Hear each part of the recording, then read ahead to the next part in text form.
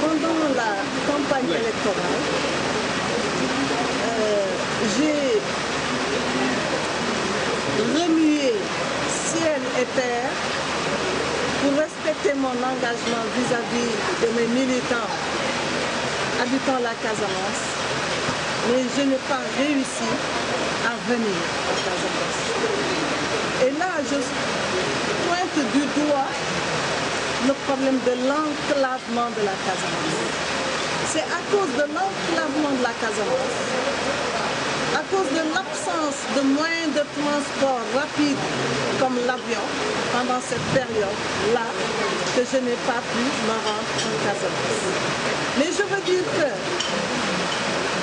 je venais auparavant régulièrement en Casamance, rencontrer les populations pour réfléchir ensemble sur les voies et moyens pour résoudre le conflit casamançais. Je suis venue même rencontrer à plusieurs reprises les femmes du bois sacré, les femmes de la Convention pour la paix, Madame Dey-Marie Thiam Diadjou et les autres. Donc j'ai fait 1000 déplacements en Casamance. C'est pendant la campagne que je n'ai pas pu venir en Casamance. Mais vous savez que j'avais un programme très fort pour la Casamance. Cette belle Casamance, aux populations pleines de vertus humaines, dignes. Alors, ce que je veux pour la Casamance, c'est ce que veut la Casamance, c'est ce que veulent les Casamancais et les Casamancaises, c'est-à-dire le développement de leur terroir, le développement économique et social, en passant par un domaine particulièrement important pour le développement de la Casamance, l'agriculture. Parce que nous savons que le Sénégal, la Casamance est le grenier du Sénégal. Nous savons que la Casamance est la locomotive économique de la Casamance. Si nous développons l'agriculture, si nous développons la Casamance, nous développons le Sénégal de manière générale. Et c'est une question qui est fondamentale si on veut que la paix soit une réalité, la paix en Casamance. Alors je sais, en tant que ministre, conseiller de M. le Président de la République, qu'il en fait un cheval, qu'il en fait une priorité. C'est une priorité. Parce que sans la paix en Casamance, sans le développement de la Casamance, on ne peut parler de paix au Sénégal. On ne peut parler de développement au Sénégal. Et je voudrais ici rappeler l'interdépendance qu'il y a entre la paix et le développement. Les deux vont de pair. Donc, ce programme qui consiste à développer la Casamance, à désenclaver la Casamance. Il y a tout un processus qui est en cours, notamment avec le pont qui doit être érigé entre le Sénégal et la Gambie. Alors ça va permettre de désenclaver la Casamance. Il y a d'autres moyens de transport aérien, de transport terrestre qui, en étant créés, mis en place, vont permettre le désenclavement de la Casamance. Donc voilà, c'est toute une politique.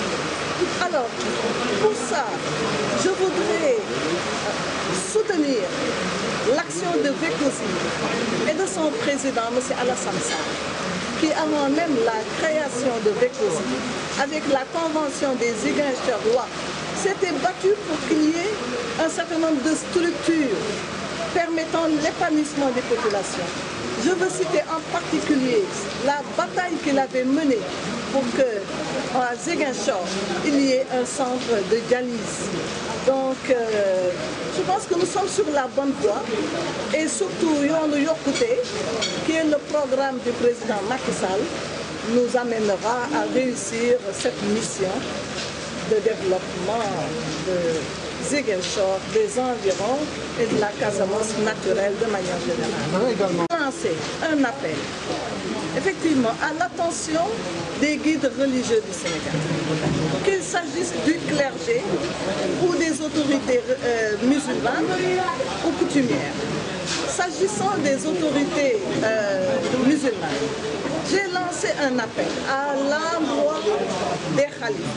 Le khalife Serigne Mansour Sy, le khalife Serigne Cheikh Matiley Mbacké, le khalife Serigne Abdoulaye Thiaw Laye, le khalife de la famille omarienne, les khalifes de Ndiassane, le khalife de Médina Gounass et l'ensemble des khalifes, je ne peux pas citer tout le monde, pour qu'ils participent effectivement à la recherche de la paix en Casamance. Enfin, en faisant des prières, mais aussi en agissant directement sur le terrain, comme l'a demandé tout à l'heure et précisé l'imam Mohamed Sow. Alors, j'ai lancé un appel aux imams de Ziguinchor, imam Abassania, imam Mohamed Sow, aux autres imams, à toutes les autorités religieuses coutumières, au roi de la région, pour qu'ils mettent davantage la main à la pâte. Les prières, c'est fondamental, mais l'action directe sur le terrain est un compliment à ne pas négliger. Donc nous pensons que si ces personnalités qui sont écoutées descendent sur le terrain, il y a de fortes chances pour que nous ayons la paix, en y ajoutant bien entendu les actions de développement.